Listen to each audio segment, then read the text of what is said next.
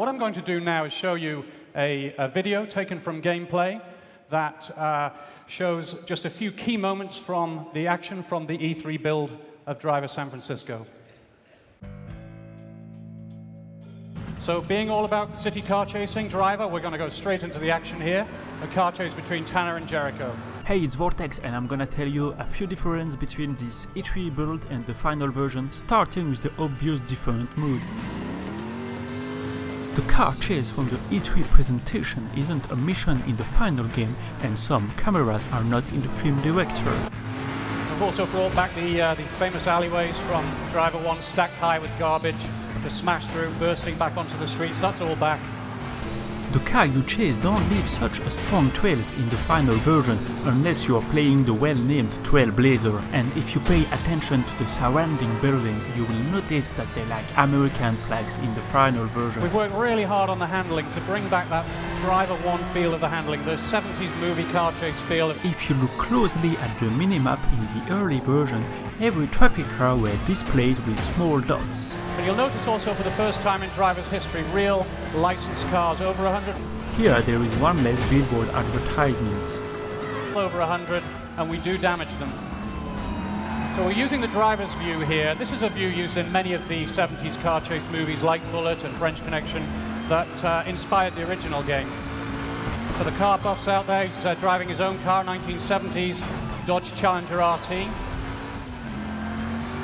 Not gonna lie, I'm very happy with the way I made this turn.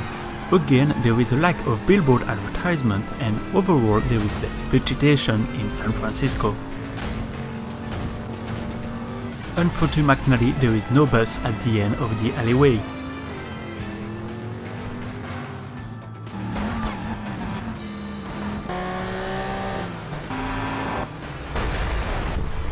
Now that looks like the end of Tanner's chase.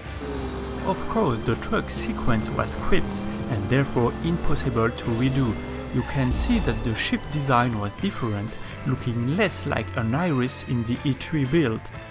Oh yeah, over the city like this, he can identify the cars. He's a car. You should choose the neon. And he can shift instantaneously into any vehicle. And at the simplest level, we can have a lot of fun with this. We can do things like shifting out into other vehicles just to rapidly change direction, like this. We can also set up crashes, obviously, if we want to. But otherwise, this is not an unlimited ability. It must be charged. In the E3 build, the specifications of the cars displayed were more complete but less user-friendly. In the final game, they are replaced by categories with more or less filled bars. Unlike what Martin says, the shift is an unlimited ability in the end. Grades throughout the game. Here we can see we can pull higher. We can see more of the city, more of the vehicles in the world. And ultimately, it upgrades to the point where we can see the whole city in its entirety.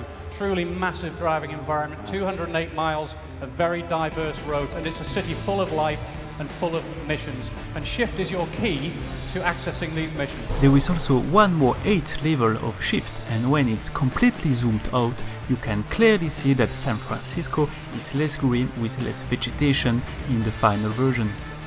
Now let's hope we don't have to wait 10 years again to get a new driver revealed at a press E3 conference.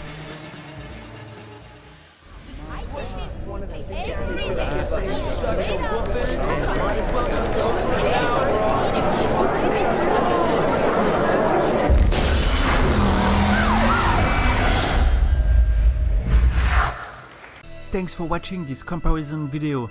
Did you watch the Driver San Francisco reveal at E3 live exactly 10 years ago like me? If you did, please tell me in the comments. Big shout out to my world builder Patreon Taras Coral and my Red River producer Neuroscenes from the SkyCC and the driver community website Driver Dimension. See you soon, drivers!